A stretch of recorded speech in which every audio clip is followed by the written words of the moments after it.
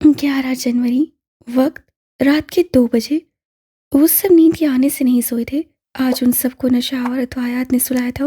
वो अद्वायात जो जबलहान ने उनके खाने में मिला दी थी, जो उन्हें चंद घंटों के लिए बेहोश करने के लिए काफ़ी थी। वो उन्हें हर रात ऐसे अद्वायात की ज़रा सी मिकदार खाने में मिला कर दिया करता था, क्योंकि हर रात एजेंट को उस तारीख तहखाने से निकलकर अपना काम करना होता था। ये प्लान एजेंट के बगैर रद्दी था। एजेंट उस रद्दी को शाही कागज़ बनाता था। एजेंट अल्फाज को कहानी बनाता था और वही उस कहानी को सच करके दिखाता था। इस पहर उसे अपनी सब तदबीरें उल्टी होती महसूस हुई थीं। वो आज एक बार फिर उन गोल चक्करदार सीनों से नीचे उतर रहा था। हस्बे मामूल तमाम स्क्रीन्स बुझी हुई थीं, मगर आज एजेंट की वर्क प्लेस खाली नहीं थी। वहाँ दो और लोग थे। जबर खान दीवार से टेक लगाए खड़ा था और बेहराम खान वो उस कमरे की वाहिद नशिस्त पे परचुमान था।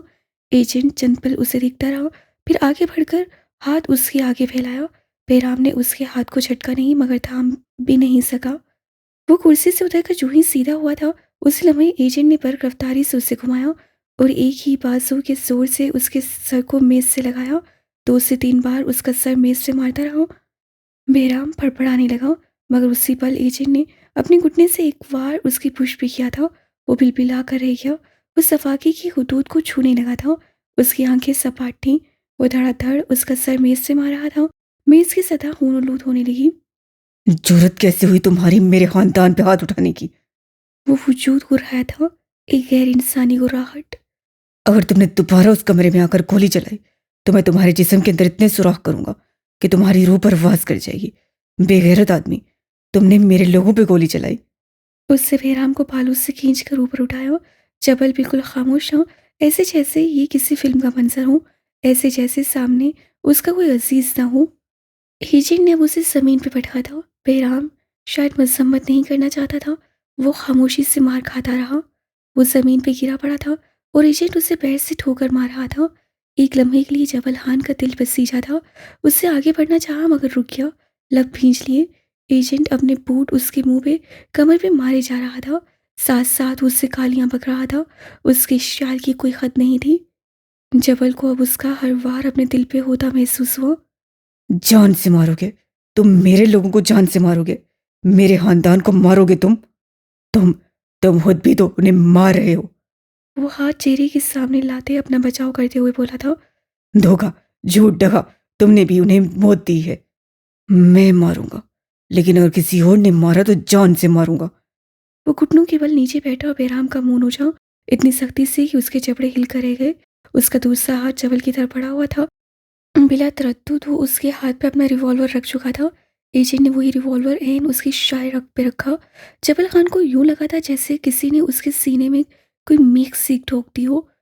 वो पथराई आंखों से एजेंट की सफाकी देखता रहा। वो अपने छोटे भाई को मौत के बेहद करीब देखता रहा। तख्त अगर इम्तिहान लेता था तो जबल खान का इम्तिहान लिया जा रहा था। जो प्लान पहले दिन था अब भी वही रहेगा। अगर तुमने उसे बदलने की कोशिश की तो खुदा की कसम, मैं तुम्हारी लाश कुत्तों के आगे डाल दूंगा। बेहराम एक अजीब सी बेखौफी लिए उसे तक रहा था। नटर, बेबाक। तुम्हारे दिन गिने जा चुके हैं एजेंट। अब मैं तुम्हारा गुलाम नहीं, जावरगढ़ का बादशाह हूँ। तुम्हारे प्लान पे थूकता हूँ। वो अजीब खोखली सी हंसी हंसा। या रजा को राशा। उसकी एक आवाज़ पे स्क्रीन से एक बार फिर आपस से जुदा हुई। दरवाजे के पट खुले और किसी तादाद में कई नौजवान लड़कियां हाथों में बंदूकें लिए अंदर दाखिल हुए। एजेंट एक लम्हे के लिए बिल्कुल थम गया। उनके हाथों में जो बंदूकें थीं, वो एजेंट लाया था। वो गैर कानूनी असला, जिसकी बंदूकों के नंबर्स उससे बैठ कर तब्दील करवाए थे। आज वही बंदूकें एजेंट के ऊपर तान ली गई थीं। उससे गुस्सा आना चाहिए था, मगर उससे बच रंज सा हुआ। उसे उठकर उन लोगों को मारना चाहिए था, मगर वो शल रह गया। जमहूरियत उसके खिलाफ हो चुकी थी। बेराम ने उसे धक्का देकर उससे दूर हटाया। जबलहान तेजी से आगे बढ़ा था और उसे सहारा देने की कोशिश की। वो जो अपने भाई के लिए आगे नहीं बढ़ा था, वो एजेंट को जमीन बोस होते नहीं देख सकता था। एजेंट भी यूं अपने प्लान को जमीन बोस होते नहीं देख पाया था। तुम कौन हो एजेंट? तुम्हारा पहचान क्या है? बेराम अब उसके सर पे खड़ा सर लहजे में कह रहा था। तुम्हारा ना अपना नाम है, ना कोई शनाख्त। तुम एक कठपुतली हो। अगर एक बार भी अब तुमने मेरे इरादे से मुझे पास रखने की कोशिश की तो मैं तुम्हारे साथियों को बताऊंगा कि तुम कौन हो। नफरत करेंगे वो तुमसे। वो उसका दिल दहला रहा था। और एजेंट ने वाकई अपने दिल को डूबते हुए महसूस किया। तुम्हारे हाथ से जमहूरियत निकल चुकी है। अब तुमसे जो हो सकता है तुम करो। मैंने न तुम्हें पहले कबूल किया था, न अब करूंगा। वो जरा सा उसके करीब झुका। तुम्हारी ये आंखें, मुझे इन आंखों में कुछ नहीं दिखता। ये आंखें सिर्फ जबलहान को अपनी आंखें लगती हैं, मुझे नहीं। वो आज एक बार फिर उससे हित्ताए खैर कर गया था।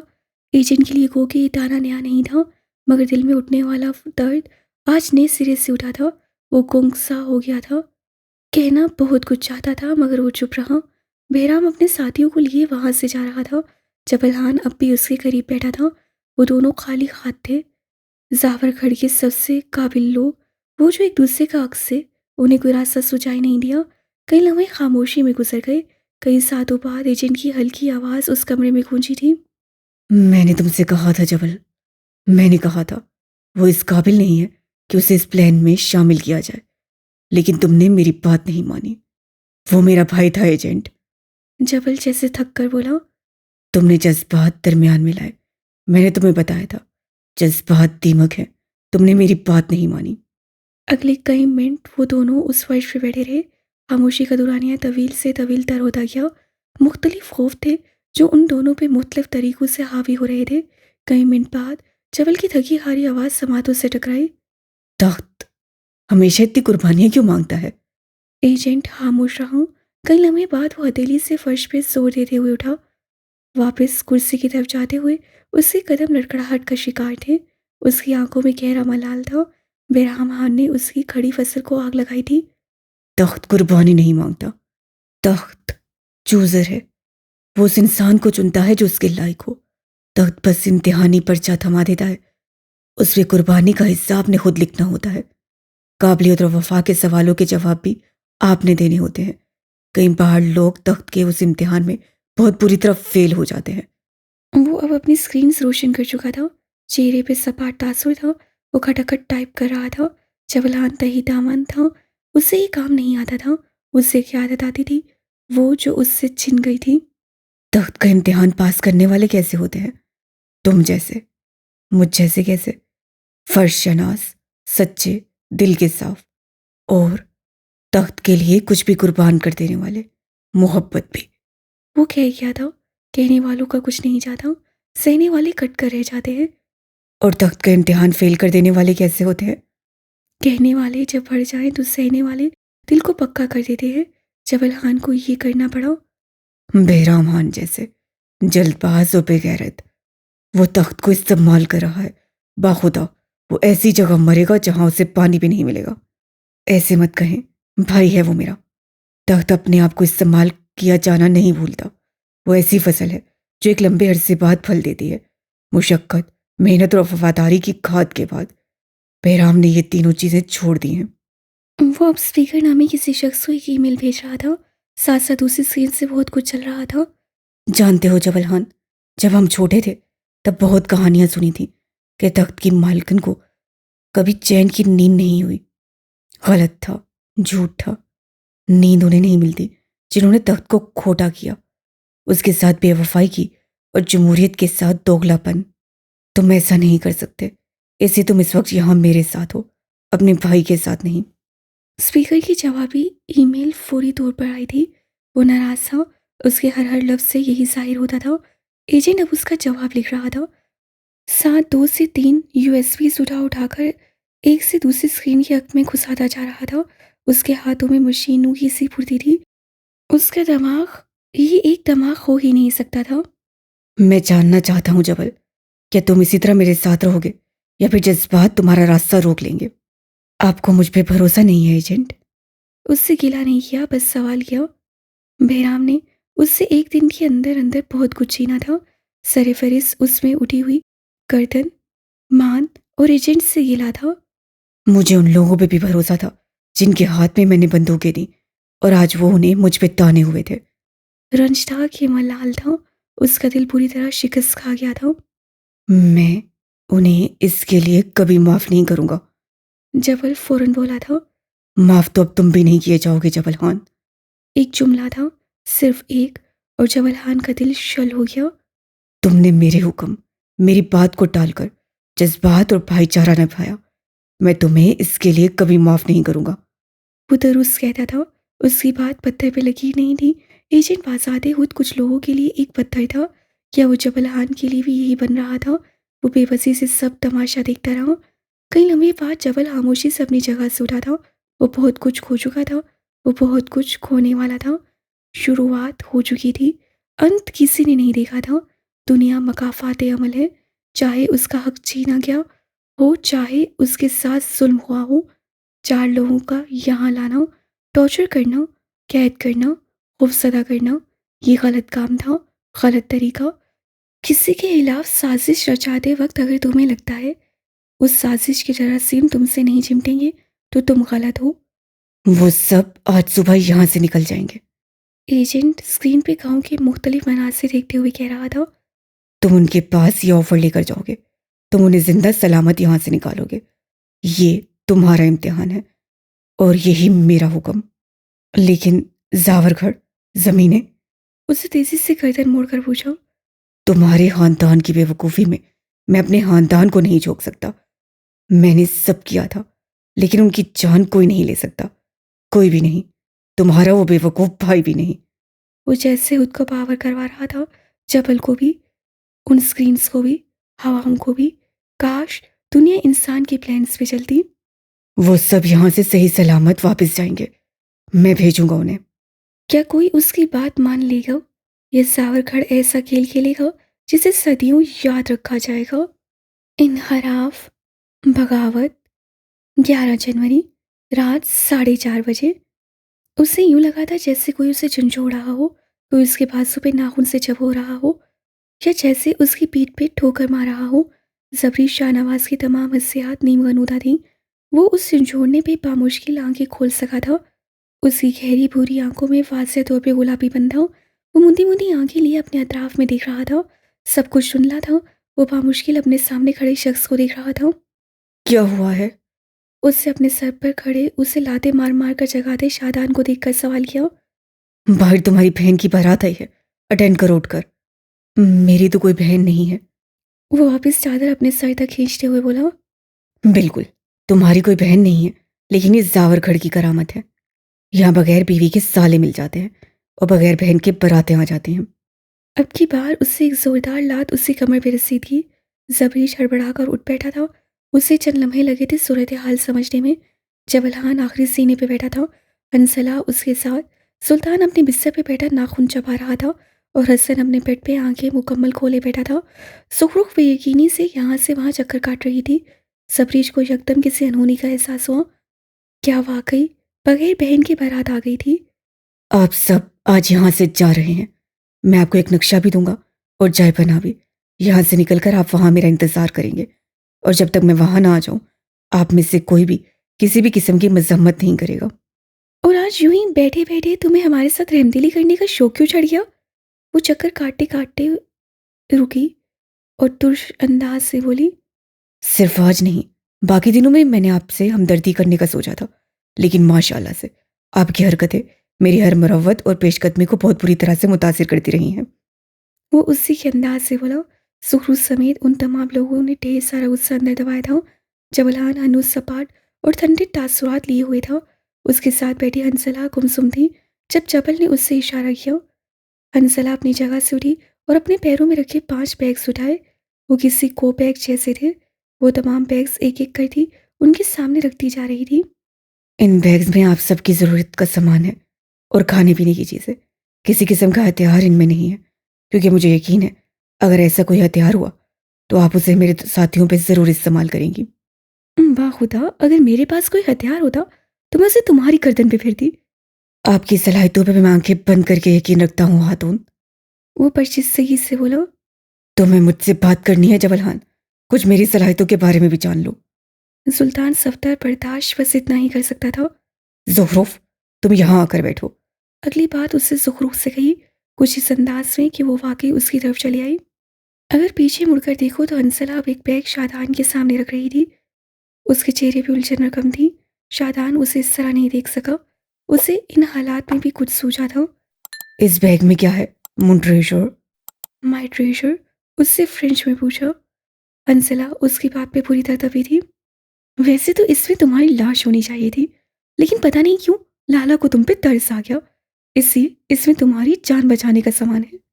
वो बेरुई से बोली। लेकिन मेरी जान तो जावरगढ़ में अटकी रहेगी। वो दोबारा वही जुमले फ्रेंच में दोहरा रहा था।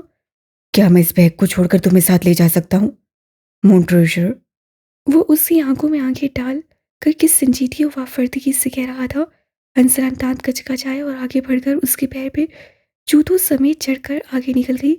शादान ने बेख्तियार चीख दबाई थी। उसे चेयरअप करने का ये सिला मिला था। हम तुम पे क्यों एतबार करें? हो सकता है तुम हमें इससे ज्यादा बुरी जगह ले जाओ।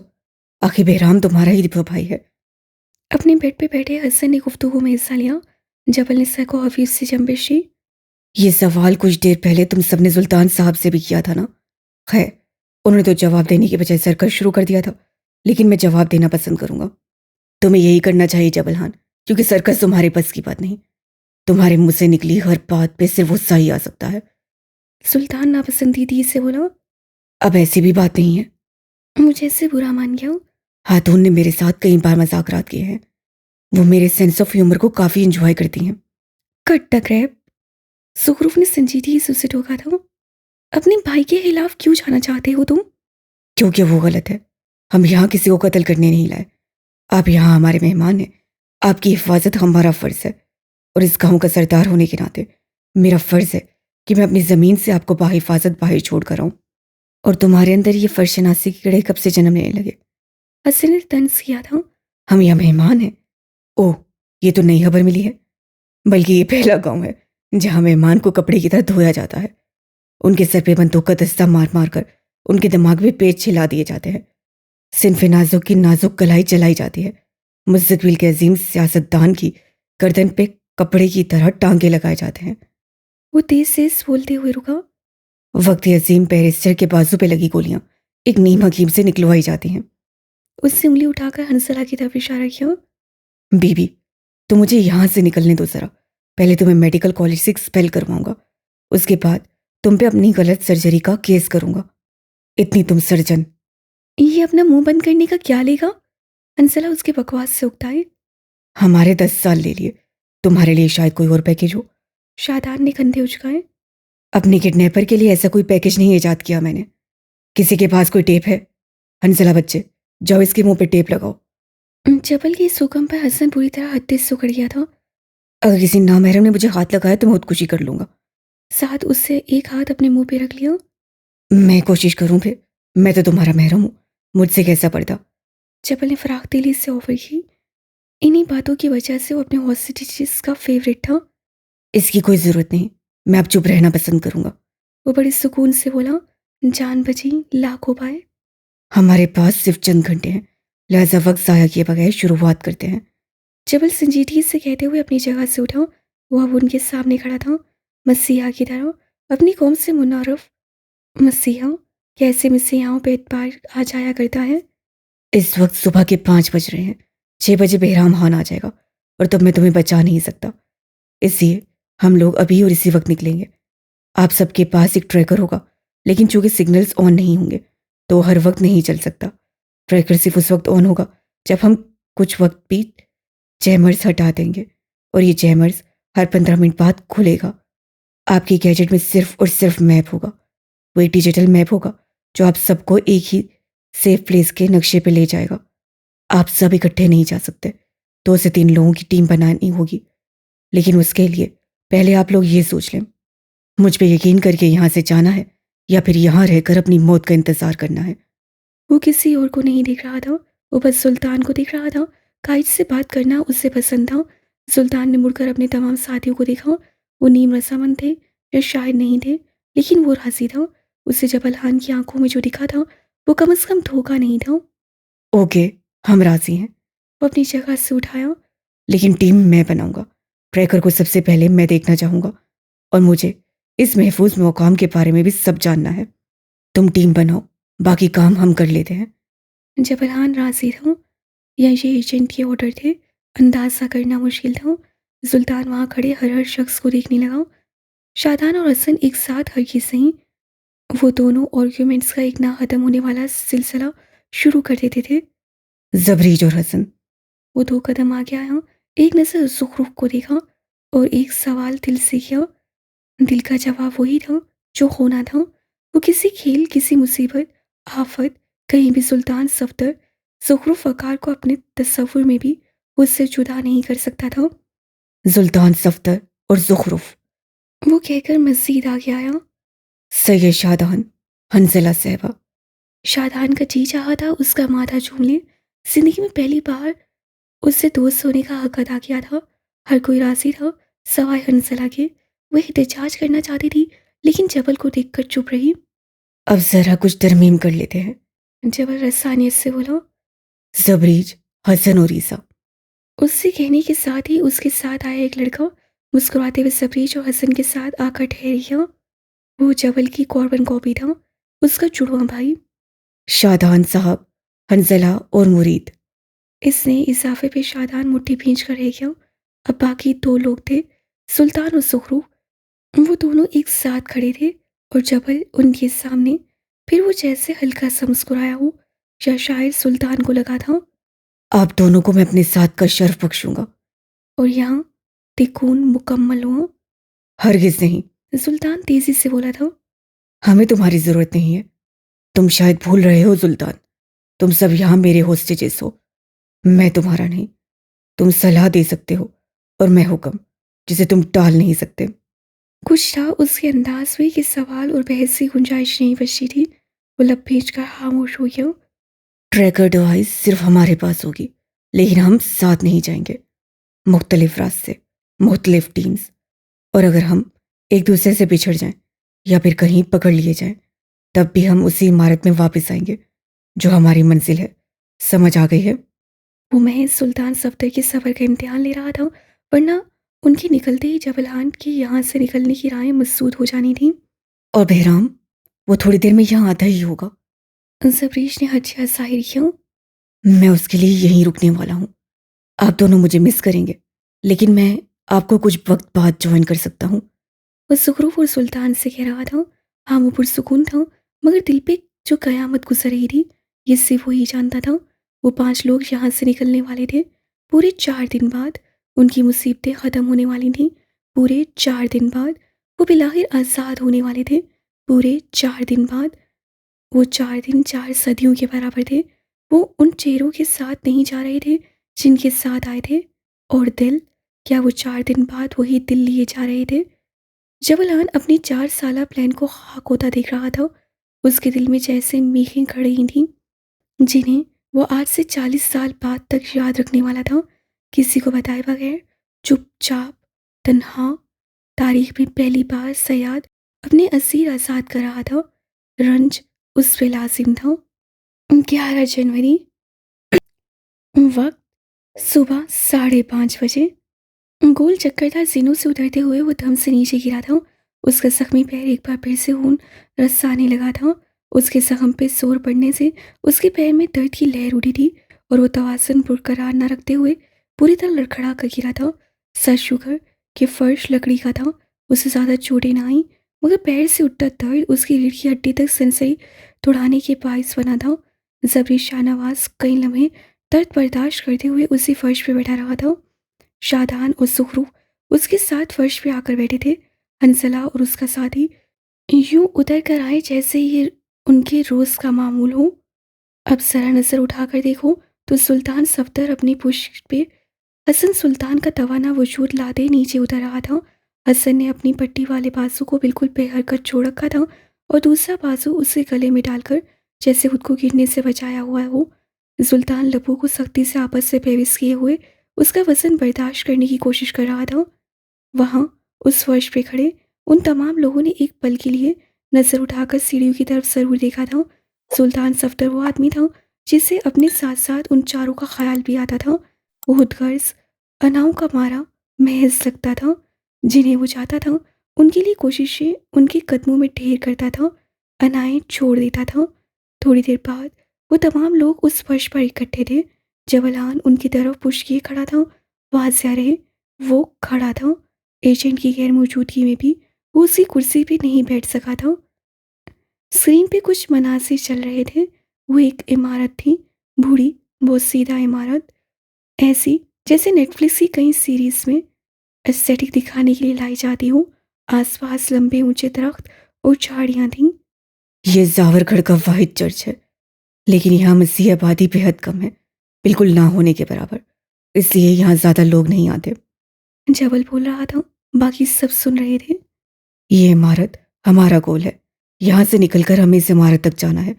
आप सब यहाँ इकट्ठा हो जाएंगे, तब मैं आ जाऊंगा और आपको यहाँ से निकाल लूंगा। यहाँ से निकलकर मैं आपको पुल के रास्ते से स्काई हाई तक छोड़कर आ जाऊंगा और आगे की मंजिल आसान है। जावरगढ़ से निकलने के बाद आप सब आजाद होंगे। वो अब उनकी तरफ मुड़ा। हर कोई उससे ही देख रहा था। शुकू को शुबात भी थे, यकीन भी था। अगर आप में से कोई भी रास्ता भटक जाए या फिर इस हदफ तक ना पहुंच सके तो आप यहाँ आएंगे। उससे मुड़कर एक और इमारत पर निशानदेही की। वो एक पक्का 2 मंजिला घर था। ये कैसी जगह है? ये तो कोई घर है। इनके मालकिन का क्या? शादान ने कुछ सोचते हुए पूछा। जबल खामोश रहा। अंसला आगे आई। ये हमारा घर है और आपकी खुशकिस्मती है कि हमारी मोरी अपने घर आने वालों पे कोई तकलीफ बर्दाश्त नहीं करती, चाहे वो हमारा दुश्मन ही क्यों ना हो। मोरे की बेटी, कुछ इखलाकियात तुम भी अपनी माँ से सीख लो। वो तड़क कर फ्रेंच में बोला। कमबख्त मौके की मुनासबत से फौरन जुबान बदल लेता था। मेरी बहन से बिला जरूरत मुखातिब मत हुआ करो। जबल के टोटोक अंदाज में कहने पे जहाँ अंसला ने मुस्कुराहट दबाई, वहीं शादान को लस कर रही हो। बेराम पाटों को कैसे बर्दाश्त करेगा वो। इस घर में पनाह लेने का एक और फायदा है कि बेहराम कभी भी अपने लोगों को लेकर अपने ही घर पे तुम्हें ढूंढने नहीं आएगा। और यहाँ मैं तुम सबको बहुत अच्छे से किसी महफूज मुकाम पर ले जा सकता हूँ। हंजला, मुरीद और मैं यहाँ के मुकामी लोग हैं। हम आपके साथ इसलिए हैं ताकि अगर कोई मसला हो जाए तो हम इसे फिक्स कर लें, या फिर अगर किसी वजह से ट्रैकर 15 मिनट बाद भी ना खुल सका तो कम से कम आप चर्च तक पहुंच जाएं। क्या आप अब तैयार हैं? उससे शॉल उतार कर अपने कंधों पे दुरुस्त करते हुए पूछा। जुरू की निगाह बेख्तियार उस सभी पे पड़ी। उसी पल जबलहान की निगाह उसकी निगाहों से मिली। सुरमाई आंखें, जरा सा मुख्तलिफ रंग, बस जरा सा फर्क। मगर जबलहान को दुनिया के सारे रंग उसकी आंखों में ही नजर आते थे। स्क्रीन की रोशनियां उस लड़की के ताने रुख पे पड़ रही थीं। जबलहान के लिए वो मुजस्सिम उजाला थी। वो चंद लम्हे बेख्तियार उसे देखता रहा। वो चली जाती, कभी ना आने के लिए। फिर वो टूटा दिल और उसके रंज। चंद सानिये उसे तकता रहा। अगले ही लम्हे उससे नजरें फेरनी पड़ी। ये आंखें उसे हाल से बेगाना करती थीं। सुल्तान सफदर अब अपने हर हर साथी के सामने रुककर उससे कुछ हिदायत दे रहा था। वो सर हिलाते हुए खामोशी से सुनते रहे। इस वक्त वहां से जाने का सोचते हुए उनके जहन में अपनी जिंदगी की कामयाबियां थीं, वो जिन्हें वो अचीव कर लेना चाहते थे। अब और इंतजार नहीं, अब बस दुनिया बहुत जल्द उनकी मुट्ठी में समाने वाली थी। और दिल का क्या? उनके दिलों में क्या था जिससे वो झटक रहे थे, नजरें फेर रहे थे? ये तय था कि यहाँ से जाते वक्त उनके दिलों की एक हालत मुख्तलिफ थी। जबलहान अब कीबोर्ड पर कुछ बटन दबाने लगा। देखते ही देखते बाईं तरफ वाली दीवार खुल गई और उसके पार कोई रास्ता सा नजर आया। वो कोई सुरंग थी जिसके ऊपरी हिस्से पे जगह जगह छोटी छोटी लाइट्स लगी थीं। शायद ये रास्ता रोशन करने के लिए थी। ये रास्ते, ये प्लान जिससे बनाए थे, वो यकीनन दो दिमाग लेकर आया होगा। सुल्तान सफदर ने अपने बैग से एक टॉर्च निकाली। फिर पीछे मुड़कर सुखरुख को देखा। वो उससे ही देख रही थी। उसकी आंखों में एक खौफ सा था। बाकी लोगों के बरक्स कम से कम वो जबलहान के इन प्लान्स पे इतबार नहीं करती थी। सुल्तान ने अपना हाथ उसकी तरफ बढ़ाया। वो उसे तकी गई। चाहे 10 साल, चाहे 10 सदियां, उनके दरमियान इतबार को वक्त कभी कहना नहीं सका था। वो धीरे से अपना हाथ उसके हाथ में दे चुकी थी। सुल्तान ने गिरफ्त मजबूत रखी। अगले ही पल सुल्तान ने उसके साथ उस सुरंग की तरफ कदम बढ़ाए थे। ट्रैकर उसके पास नहीं था, मगर जबल की हिदायत थी उस सुरंग के बाहर वो उसका इंतजार करें। सुल्तान सफदर के चेहरे से इस वक्त लगता नहीं था कि वो उसका कोई भी हुक्म मानने वाला है। वो उसका हाथ पकड़े मुस्तकिम कदम धरता आगे जा रहा था। उसके एक एक कदम की आवाज़ से ऐसे मीलों तक जाती थी। वो सुरंग ज़्यादा तंग नहीं थी, मगर सुल्तान को झुककर चलना पड़ रहा था। कई बार वो गर्दन घुमाकर पीछे भी देख लेता था। वो अपने दोस्तों से दूर जा रहा था। बचपन में खेले किसी खेल के अलावा वो यूं झुक कर नहीं चला था। उसका मिट्टी मिट्टी लिबास उस पे हंस रहा हो, जैसे वो जो नफीस और ब्रांडेड पहनता था आज उसे अपने लिबास का असल रंग तक मुतूम होता महसूस हुआ। हालात बाज सफ़ा इंसान के नखरे नहीं उठाते। ज़ुहरू के पैर पूरी तरह रपट रहे थे। वो ऊंची हील और 2 करोड़ के जूते उस मिट्टी पे चलने के मामले में सिफर थे। आखिरी दफ़ा वो इस तरह के किसी कच्चे रास्ते पे कब चली थी, ये वाकई उसे याद ना आया। कितना चलना पड़ेगा, मेरे पैर दुख गए। सुल्तान जाने क्यों उसके शिकवे पे मुस्कुराया था। कितना अरसे बाद वो उससे कोई तकलीफ कह रही थी। अभी तो रास्ता ठीक से शुरू भी नहीं हुआ जी। ज़ुखरूफ ने कुछ कहने को मुंह खोला ही था कि वो हील के झटकने से बुरी तरह ठोकर खाकर गिरने ही वाली थी कि सुल्तान ने उससे अपनी जानिब खींचा। वो अपना तवाज़ुन बरकरार न रखते हुए उससे कंधे से टकराई। स्लो मोशन में गले का हार सिर्फ हॉलीवुड की फिल्म में बना जाता है। तुम ठीक हो? आराम से चलो यार। वो बेख्तियार परेशान सा हुआ। जर्द बत्तियों की रोशनी में वो ज़ुखरूफ के चेहरे पे तकलीफ के आसार देख सकता था। उससे ज़ुखरू को कंधों से थाम कर नीचे बिठाया और खुद भी उसके पास उकड़ू बैठ गया। उसके पैरों में दर्द होने लगा था। बहुत दर्द हो रहा है क्या? उसके पैर को देखते हुए पूछने लगा। ज़ुखरूफ ने बस अस्वात में सा हिला दिया। सुल्तान ने उसकी सब सील्स उतारी। वो चुप रही। ये पहली बार नहीं हुआ था, लेकिन एक लंबे अरसे बाद हुआ था। फिर उससे ज़ुखरूफ का पैर अपने हाथ में लिया और उसकी आंखों में देखा। तुम्हें पता है मैं यहाँ से निकलने के बाद क्या करूँगा? वो अंगूठे के जोर से उसके पैर पे थोड़े थोड़े फासले पर जोर दे रहा था। शायद वो जानना चाहता था दर्द कहाँ हुआ है। इलेक्शन कमीशन के पैरों में गिरकर माफिया मांगोगे? वो गैर संजीदा थी। उसी पल उसके लबों से हल्की सी आह खारिज हुई। दर्द उसकी पिंडली से जरा ऊपर उठा था। मैं ढेर सारी कॉफ़ी पीऊँगा, दिन में 3-3 सूट बदलूँगा, नए-नए जूते ख्वाह घर में पहनकर घूमूँगा, अपनी सब घड़ियाँ इस्तेमाल करूँगा। उससे सुखरूप के पैर को अचानक से एक झटका दिया और पूरी कुव्वत से चीखी थी। अपने सारे कफलिंग्स इस्तेमाल करूँगा और तुम बहुत जलील आदमी हो सुल्तान। वो अपने पैर को सहलाते हुए बोली। सुल्तान हंस पड़ा, कहना जारी रखा। मैं अपने सारे परफ्यूम्स इस्तेमाल करूँगा और अपने सारे पैसे क्लबिंग और लड़कियों पर लुटाऊँगा। वो अब अपने मिटियाले जॉगर्स की तस्वीर खोल रहा था। शर्म नहीं आएगी? आएगी तो उसे भी रिश्वत देकर वापस भेज दूँगा। उससे दोनों जूते उतारकर सुखरूफ के आगे रखे। वो हिचकिचाहट का शिकार हुई। कभी वो यूं ही हक से उसके दिए जूते पहन लिया करती थी, मगर अब उस कभी को गुजरे कई साल हो चुके थे। वो सुल्तान के इल्तफात की आदी नहीं रही थी। वो दोबारा उसकी जिंदगी में आकर उसकी आदतें बिगाड़ रहा था। तुम बहुत। हाँ हाँ, मैं बहुत जलील, हन्नास, घटिया आदमी हूँ, उसकी बात काट गया था। लेकिन तुम्हारे होने वाले शोहर से 1000 दर्जे अच्छा हूँ। उसका यहाँ क्या जिक्र? ज़ुखरूफ ने बिला के जॉकर्स पैरों में डालने का फैसला कर ही लिया था। नसें दांत सा चुराई। उसका यहाँ कोई जिक्र नहीं। और एक और बात, मैं कोई फिल्मों की दुखियारी औरत नहीं हूँ। वो बहुत अच्छा आदमी है, कमगो, अंडरस्टैंडिंग और हैंडसम। वो जूते पहनकर उठ खड़ी हुई। सुल्तान अब भी नीचे बैठा उसके तस्वीर बांध रहा था। सुखरू की बात पे उससे कोई तबसरा नहीं दिया था। फिर उसकी हील्स हाथों में उठा ली। इन्हें फेंक दो, अभी किसी काम की नहीं रही। घर जाकर एक बार इन्हें अच्छे से धो लेना, वापस पहले जैसी हो जाएंगी। वो उसके साथ चलते हुए बोला। सुखरुख मुस्कुराई थी। तुम इतने सुघड़ कब से हो गए? मैं तो शुरू से था, तुमने कभी गौर ही नहीं किया। उसके पैरों में छोटे मोटे पत्थर, कंकरियां, अंगूठे चुभ रहे थे, मगर वो शिकायत किए बगैर चल रहा था। ये बताओ, तुम यहाँ से निकलकर क्या करोगी? दोबारा किसी से मिलने के लिए हाई हील्स पहनकर नहीं जाऊंगी। उसके बदशगीसी से कहने पर सुल्तान हंस पड़ा था। कहा, कुछ नहीं। तुम्हें क्या लगता है सुल्तान, जवलहान ने हमें यूं ही जाने दिया? पता नहीं क्यों मुझे लगता है कोई गड़बड़ है। सुल्तान सफदर के चेहरे पे साया सा ले रहा था। उसे जवलहान से हुई आखिरी मुलाकात याद आई। वो मुलाकात जिसमें सिर्फ 2 लोग थे, सिर्फ 2। बताओ ना सुल्तान, कि जबल ने हमें बस जाने दिया? क्या वो वाकई हमारे पीछे अकेला बेराम को भुगताएगा? वो खामोशी से चलता रहा। उससे क्या बताता कि जबलहान के पास एक पूरा प्लान है और सुल्तान सफदर उस प्लान की नोक पलक सवार कर अपने खानदान के लिए खुद को कुर्बान कराया था। बाज सफ़ा वो ना बोलकर अच्छा ही करता था। मुझे लगता है कोई गड़बड़ है, लेकिन मुझे किसी नतीजे पे पहुंचने दो। वो बेहद संजीदगी से महज इतना ही बोला। सुखरूप खामोश हो गई थी। अगले कई लम्हे वो दोनों आगे चलते गए। कई मील दूर तक फैली उस सुरंग के आखिरी सिरे पे पहुंचकर उनकी गर्दन और पैर पूरी तरह दुख रहे थे, मगर बिलाखिर वो एक इख्तिताम और इब्तिदा थी। सुल्तान के पैरों में मिट्टी की जगह बर्फ थी। सुरंग की गर्माहट खत्म हो चुकी थी। अब सावर खड़की जमा देने वाली सर्दी थी। असल इम्तिहान अब शुरू होने वाला था। अब अपनी बका की जंग थी और उससे अपने जोरों बाजू पे लड़ा जाना था।